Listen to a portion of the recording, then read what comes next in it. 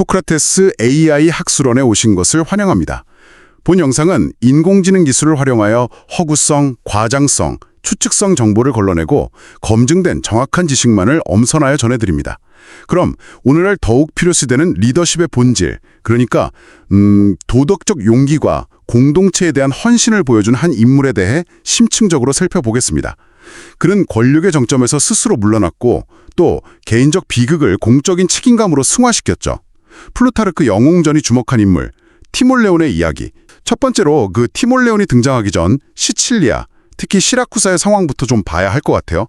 기원전 4세기 중반인데 자료들 보니까 와, 정말 혼란 그 자체였군요. 네, 맞아요. 독재자들이 계속 나타났다가 사라지고 또 카르타고는 뒤에서 계속 간섭하면서 내전을 부추겼으니까요. 플루타르크가 난파선 위에 생존자들 같았다고 묘사할 정도면 정말 얼마나 절망적이었을지 상상이 가네요. 그렇죠. 그런 이제 극한 상황 속에서 시라쿠사 시민들이 모도시인 코린토스에 도움을 요청합니다. 근데 이게 좀 흥미로운 게 그들이 원했던 게 무슨 강력한 군대나 정복자가 아니었어요. 군대가 아니고요? 네. 오히려 이 혼란을 좀 수습하고 질서를 바로잡아줄 중재자를 원했던 거죠. 군사 지원이 좀 여의치 않았던 코린토스도 이 요청에 응하면서 딱 한 사람을 떠올립니다. 그게 바로 티몰레온이었군요. 네, 바로 티몰레온이었습니다. 근데 여기서 약간 궁금한 게 생겨요. 그 당시 티몰레온은 정치 무대에서 완전히 사라진 인물 아니었나요? 그것도 젊은 시절에 자기 형을 살해한 일 때문에 거의 20년 가까이 은둔하고 있었는데 왜 하필 그 사람이었을까요? 없었던 그 고뇌와 결단력 안에 이 혼란한 시대를 바로잡을 어떤 도덕적 힘이 있다고 본 겁니다. 그 과거 때문에 오히려요? 그렇죠. 단순히 군사적 능력이나 정치적 수완이 아니라 원칙을 위해서라면 개인적인 비극까지 감수한 그 깊이가 오히려 신뢰를 줬다고 할까요? 코린토스와 시라쿠사 사람들은 그의 과거 자체보다는 그 과거를 통해 드러난 그의 어떤 성품을 본 거죠. 두 번째, 그렇다면 왜 오늘날 우리가 티몰레온을 주목해야 할까요? 사실 알렉산더 대왕처럼 대제국을 건설한 그런 인물은 아니잖아요.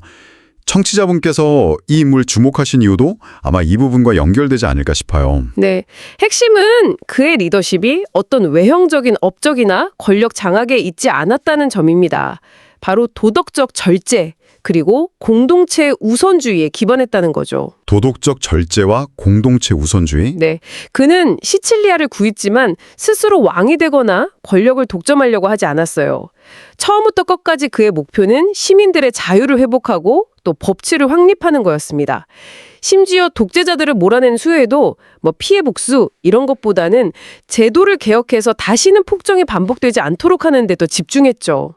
모든 임무를 다 마치고 나서 정말 아무 미련 없이 권력을 내려놓고 평범한 시민으로 돌아간 그 마지막 모습은 정말 강렬한 메시지를 주는 것 같아요. 맞아요. 특히 권력을 한번 잡으면 놓지 않으려는 모습이 좀 익숙한 현대사회에서는 더더욱 그럴 것 같습니다. 그렇습니다. 지도자의 어떤 도덕적 기준, 그리고 공동체에 대한 헌신이 얼마나 중요한지를 티몰레온은 그의 극적인 삶을 통해 보여주는 거죠.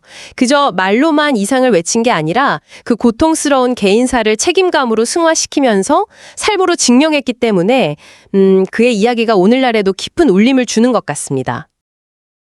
세 번째, 그럼 그의 이런 면모는 어디서 비롯됐을까요? 그의 출신 배경인 코린토스와 그 가정환경을 살펴보면 좀 단서가 나올 것 같은데요. 자료를 보니까 코린토스는 상업도시이면서도 과거의 참주정 경험 때문에 시민자치를 굉장히 중요하게 여겼다고 하네요. 네, 맞아요. 코린토스가 상업적으로는 번성했지만 그 참주 정치의 아픈 기억 때문에 시민적 자유와 법치를 중시하는 그런 분위기가 강했습니다. 티몰레온은 대단한 명문 귀족 가문이라기보다는 도덕 교육을 강조하는 중산층 가정에서 자라면서 자연스럽게 그런 공동체적 가치를 내면화했을 가능성이 높습니다. 이런 배경이 그의 기본적인 성품 형성에 영향을 미쳤겠죠. 특히 그 야심만만했던 형 티모파네스와의 관계, 이게 그에게 정말 큰 영향을 주었겠군요. 형은 군사력을 동원해서 권력을 잡으려고 했다면서요. 네, 그랬죠. 정말 아주 어릴 때부터 개인적인 관계 안에서 공적인 가치와 사적인 욕망이 어떻게 충돌하는지를 직접 목격하고 고민했을 것 같아요. 맞습니다. 그 형의 존재는 티몰레온에게 도덕적 이상과 또 냉혹한 현실 권력 사이의 어떤 긴장감을 일찍부터 경험하게 했어요. 어떻게 보면 평범해 보일 수 있는 가정 환경 속에서 오히려 시민으로서 가져야 할 덕목, 즉 시민적 덕성에 대한 고민을 더 깊게 하게 만들었고 이것이 훗날 그가 아주 어려운 선택을 내리는 바탕이 되었다고 볼 수 있습니다. 네 번째로 넘어가서 그래서 결국 형 티모파네스가 참주가 되려고 했을 때 티몰레오는 정말 엄청난 내적 갈등 끝에 그 극단적인 선택을 하게 되죠. 형제와 도시의 자유 사이에서의 고뇌. 플루타르크도 이 부분을 상당히 중요하게 다루는 것 같고요. 네, 아주 깊이 고뇌했습니다. 처음에는 형을 설득하려고 했지만 실패하고 결국은 형의 암살에 가담하는 정말 비극적인 선택을 하죠. 이건 뭐 단순한 권력투쟁이라기보다는 개인적인 정을 끊어내면서까지 공적인 가치를 지키려 했던 결단이었습니다. 하지만 그 이후에 그는 영웅도 아니고 악인도 아닌 아주 깊은 고뇌 속으로 침잠하게 됩니다. 그 후 20년간의 침묵이라. 와, 이 시간이 그를 어떻게 변화시켰을지 정말 궁금한데요. 세상의 비난과 칭찬, 이걸 다 등지고 그냥 사라진 거잖아요. 그렇죠. 그런데 그 긴 침묵과 어떻게 보면 속죄의 시간이 역설적으로 티몰레온을 내면적으로 더욱 단단하게 만들었습니다. 플루타르크 묘사를 보면 그는 그 시간 동안 계속해서 스스로에게 물었다고 해요. 나는 정말 정의를 위해 살인을 저질렀는가? 아니면 살인을 정의라고 믿고 싶었던 것인가? 이런 식으로요. 아, 끊임없이 자문했군요. 네, 깊은 성찰의 시간을 보낸 거죠. 이 과정을 통해서 그는 그냥 이상만 쫓는 그런 순진한 인물이 아니라 고통을 이해하고 또 스스로를 통제할 줄 아는 현실에 발을 딛고 선 어떤 윤리적 인간으로 거듭나게 된 겁니다. 다섯 번째, 그렇게 20년이라는 긴 시간이 흐른 뒤에야 시라쿠사의 요청으로 다시 역사의 무대에 서게 되는군요. 아, 정말 극적인 복귀네요. 네, 그렇습니다. 당시 시라쿠사가 원하는 것은 강력한 군사 지도자가 아니라 바로 믿을 만한 사람이었거든요. 그런데 코린토스 시민들은 오랜 시간이 흘렀음에도 티몰레온의 그 도덕적 무게감을 기억하고 있었고 그를 추천합니다. 그는 이제 좀 늙고 병든 몸이었지만 과거의 그 깊은 상처와 은둔 생활을 듣고 공동체의 부름에 응답하게 되죠. 결국 그 20년간의 고독한 성찰이 그를 권력이나 명예 같은 것을 초월해서 오직 인격과 신뢰만으로 사람들을 이끌 수 있는 그런 지도자로 준비시킨 셈이네요. 참 아이러니하면서도 깊은 여운을 남기는 대목입니다.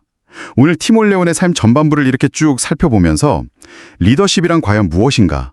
특히 이렇게 어려운 시기에 공동체를 이끄는 힘은 어디에서 나오는가에 대해 다시 한번 생각해 보게 됩니다. 네. 청취자분께서도 티몰레온의 여러 선택과 그 고뇌 속에서 오늘날 우리 사회의 리더십에 대해 한번 질문을 던져보시면 어떨까 싶습니다.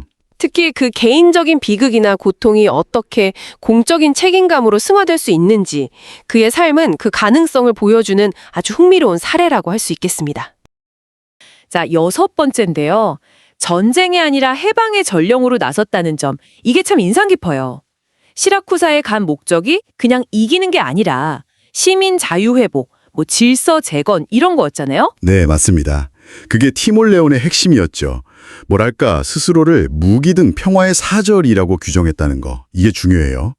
평화의 사절이요. 네, 권력을 잡아서 휘두르려는 게 아니라 기존의 잘못된 권력을 해체하고 시민에게 돌려주겠다. 이런 목표가 아주 명확했죠. 그래서 처음에는 막 싸우기보다는 설득을 먼저 했다고요? 그렇죠. 각 도시에 편지를 쫙 보냈어요. 나는 정복하러 온 게 아니다. 해방하러 왔다. 이렇게요.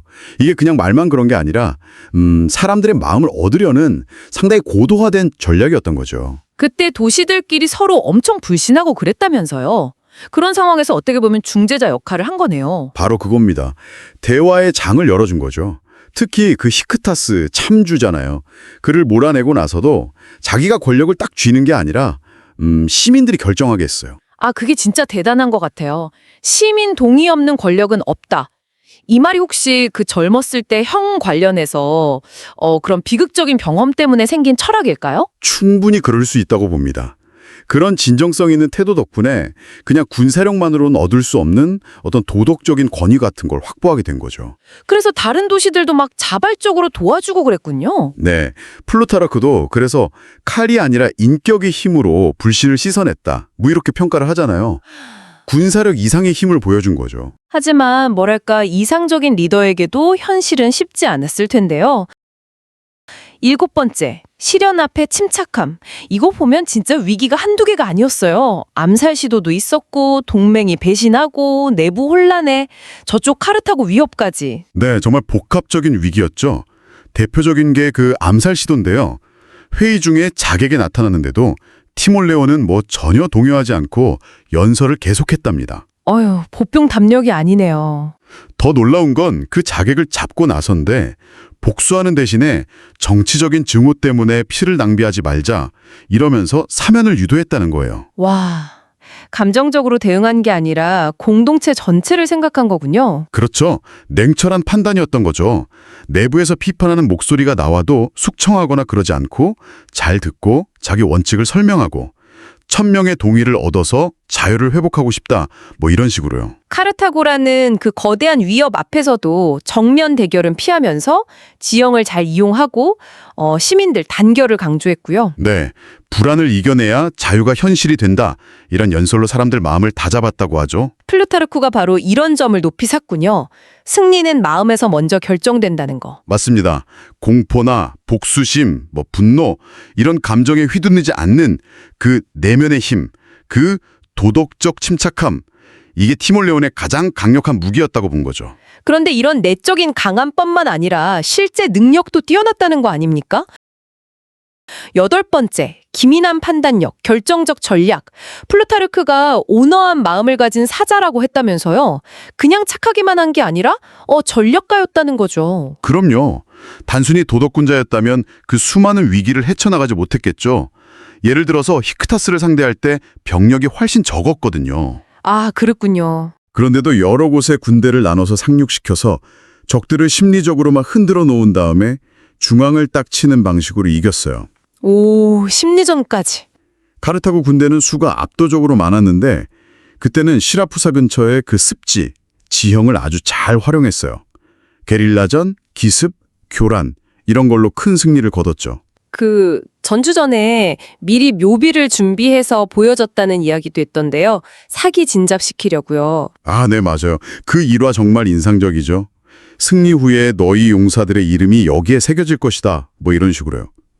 단순한 힘싸움이 아니라 병사들 마음, 전장의 흐름, 그리고 우리가 왜 싸우는지 그 명분까지 다 고려한 아주 수준 높은 전략이었어요.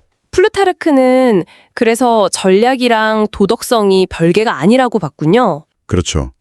정의로운 목적을 이루려면 그에 맞는 현명한 판단, 실용적인 지혜, 통찰력 이런 데 꼭 필요하다는 걸 티몰레온이 직접 보여준 거죠. 어떻게 보면 전략도 도덕의 연장선이었다. 뭐 이렇게 볼 수 있겠습니다. 자, 그렇게 군사적으로 성공하고 나서 보통은 이제 권력을 잡기 마련인데 티몰레오는 완전 다른 길을 갔어요. 9번째, 정치개혁가로 변신한 장군. 여기가 또 중요하죠? 네, 승리자로서 권력을 독점하는 대신에요. 시라쿠사 그 정치 시스템 자체를 뜯어고치는데 집중했습니다. 이게 정말 대단한 거죠. 어떤 식으로 개혁했나요? 핵심은 권력을 나누고 시민 참여를 늘리는 거였어요. 시민들이 직접 참여하는 공회, 투표제도 이런 걸 다시 살리고요. 중요한 공직은 임기제, 또 선출제로 바꿨죠. 군사권까지 시민 대표 기구가 통제하고 자기 권한도 스스로 제한했다고요? 맞습니다. 심지어 자기 권한까지요. 이게 참 권력의 속성을 생각하면 정말 어려운 결단이죠. 예전 독재자 동상들 철거하고 그 자리에 이름 없는 자유투사 명단 이런 걸 새겼다는 것도 그냥 상징적인 걸 넘어서는 의미가 있어 보여요. 그렇죠. 과거의 그 잘못된 기억을 지우고 공동체의 어떤 새로운 정치적인 기억, 정체성 이런 걸 만들려고 했던 것 같아요.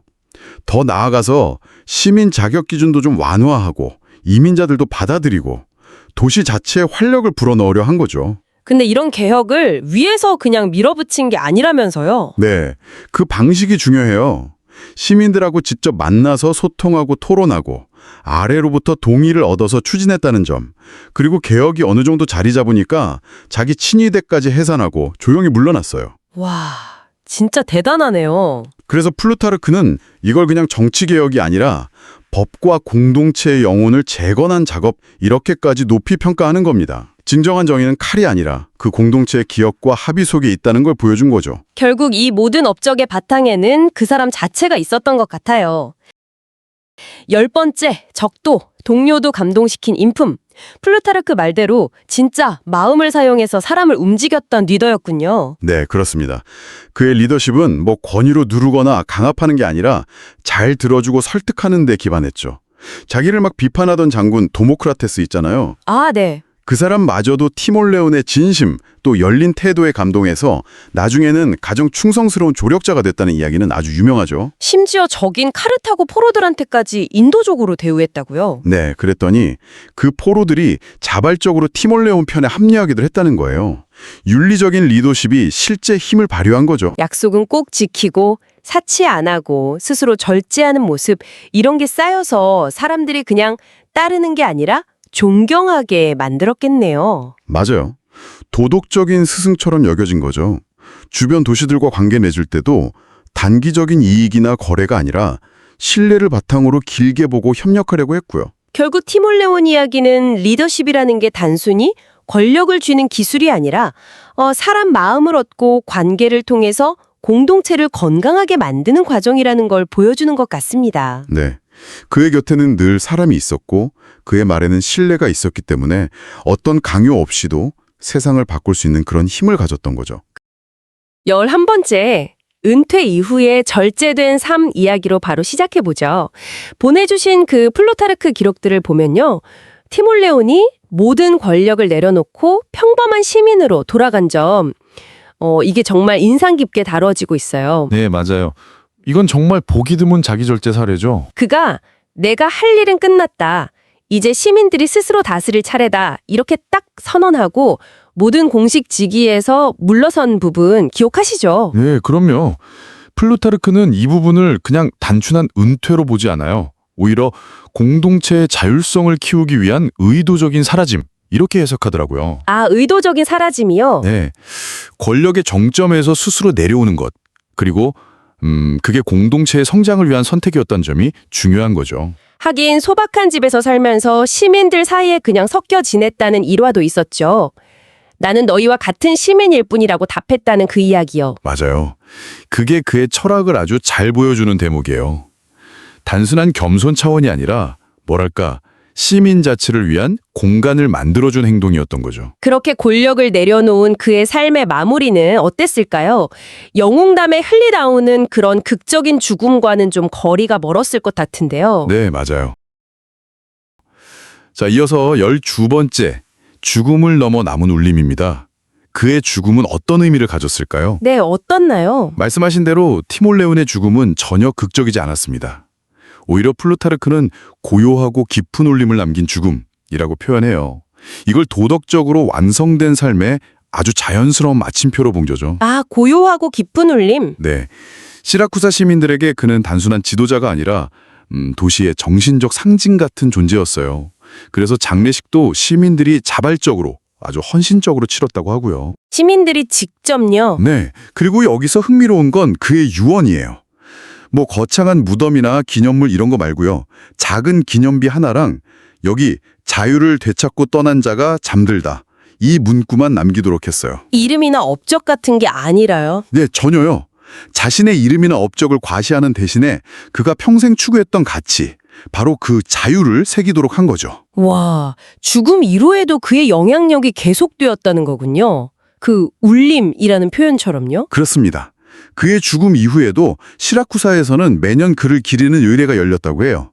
이게 단순히 추모하는 걸 넘어서서요. 그의 삶을 통해서 도시가 나아가야 할 어떤 윤리적 방향, 이런 걸 되새기는 시간이었던 거죠. 아, 그런 의미가 있었군요. 네, 이것이 바로 티몰레온이 남긴 진정한 유산, 그러니까 물질적인 기념물이 아닌 정신적인 울림이라고 할 수 있겠습니다. 듣고 보니 플루타르크가 티몰레온을 이토록 높이 평가한 이유가 점점 더 분명해지는 것 같아요.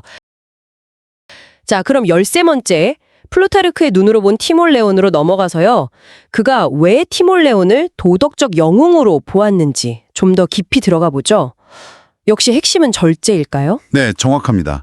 플루타르크에게 티몰레온의 위대함은 뭐 군사적 성공이나 정치적 업적 이런 것보다는 그의 절제와 자기 억제라는 덕목에서 나온다고 봤어요. 절제와 자기 억제. 네, 특히 그의 침묵, 또 스스로 물러나는 모습, 권력에 대한 어떤 무심함 같은 것들, 이걸 도덕적 강인함의 증거로 해석했죠. 침묵으로 사람을 움직였다는 플루타르크의 평가가 이걸 아주 잘 보여줍니다. 침묵으로 사람을 움직였다. 의미심장하네요. 심지어 그 형을 살해했던 과거의 어두운 사건 있잖아요.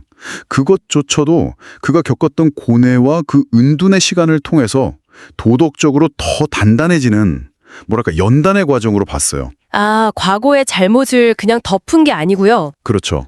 외면하지 않고 오히려 그것을 공동체를 위한 선한 행동의 어떤 책임감으로 승화시켰다. 이 점을 높이 산 거죠. 단순히 잘못을 덮는 게 아니라 그걸 성찰의 계기로 삼아서 더 나은 리더십으로 연결했다. 이런 해석이군요. 그 로마의 아이밀리우스 파울루스와 비교한 부분도 상당히 흥미로웠어요. 아, 네. 플루타르크는 티몰레온이 아이밀리우스 파울루스처럼 개인적인 명예나 영광을 막 추구하기보다는 공동체의 질서와 안정을 훨씬 더 우선시했다고 봤습니다. 우선순위가 달랐군요. 네. 권력의 정점에서 사실 더 큰 영광을 누릴 수도 있었잖아요. 근데 그 유혹을 뿌리치고 시민들의 자율성을 위해서 물러난 선택이야말로 진정한 리더의 모습이다. 이렇게 강조한 거죠. 그렇군요. 결국 플루타르크에게 티몰레온은 자신의 존재를 막 과시하는 대신에 공동체 안에 완전히 녹아든 인물, 그러니까 이상적인 리더십 그 자체였던 겁니다. 그렇다면 이 고대 인물의 이야기가 오늘날 우리에게 주는 메시지는 뭘까요? 마지막 14번째, 오늘날 우리가 티몰레온을 기억해야 할 이유입니다.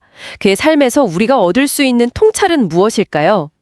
티몰레온의 삶은 시대를 초월해서 진정한 리더십이란 무엇인가, 또 권력의 본질은 무엇인가, 이런 아주 근본적인 질문에 답을 준다고 생각해요. 근본적인 질문이요. 네, 그는 권력이 목표가 아니라 공동체를 위한 도구임을 삶으로 직접 증명했죠.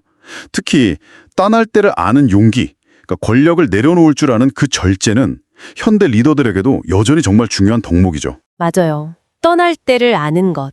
그리고 또 자신의 과거 오류나 도덕적 결함을 피하지 않고 책임지려는 자세, 그리고 강압이 아닌 신뢰를 바탕으로 공동체를 이끌었던 방식, 이런 것들은 오늘날 만연한 어떤 불신과 갈등 속에서 더더욱 빛을 발한다고 봅니다. 단순히 문제를 해결하는 걸 넘어서 시민들이 스스로 설 수 있도록 돕는 그런 리더였다는 점도 참 중요한 것 같아요. 자립 가능한 공동체를 만드는 지도자라는 평가가 정말 와닿네요. 맞습니다. 그는 권력의 화려함, 그러니까 권력의 미학을 추구하는 대신에 절제의 미학을 통해서 리더십의 새로운 가능성을 보여주었어요. 그랬기 때문에 그는 사라진 후에도 그렇게 오랫동안 기억될 수 있었던 거죠. 절제의 미학, 멋진 표현이네요. 네. 그의 삶은 결국 인간 중심의 정치, 또 갈등 상황에서의 현명한 중재, 그리고 어느 한쪽으로 치우치지 않는 그 중용의 가치가 얼마나 중요한지를 우리에게 다시 한번 일깨워줍니다. 네, 보내주신 자료들을 통해서 티몰레온을 깊이 살펴봤는데요. 특별히 기억할 만한 점을 좀 요약해드리겠습니다. 티몰레온은 권력의 최정점에서 스스로 물러나 평범한 시민의 삶을 택했습니다. 그는 화려한 기념물 대신 자유를 되찾고 떠난 자라는 아주 겸손한 메시지를 통해 자신의 가치를 남겼죠. 힘이나 카리스마가 아니라 절제와 신뢰를 바탕으로 공동체를 이끌었고 무엇보다 시민들이 스스로 자립할 수 있도록 돕는 데 집중했습니다. 플루타르크는 바로 이 점, 즉 권력의 유혹을 이겨내고 공동체를 우선시한 그의 도덕적 선택을 높이 평가했습니다. 그의 이야기는 오늘날 우리에게 리더십의 진정한 의미와 권력의 올바른 사용법에 대해 깊은 성찰을 안겨줍니다. 이상으로 소크라테스 AI 학술원이 제공해드리는 플루타르크 영웅전의 13번째 영웅 티몰레온에 대한 이야기를 마치겠습니다. 그러면 소크라테스 AI 학술원이 제공해드리는 플루타르크 영웅전의 14번째 영웅 아이밀리우스 파울루스의 동영상을 기대해주세요.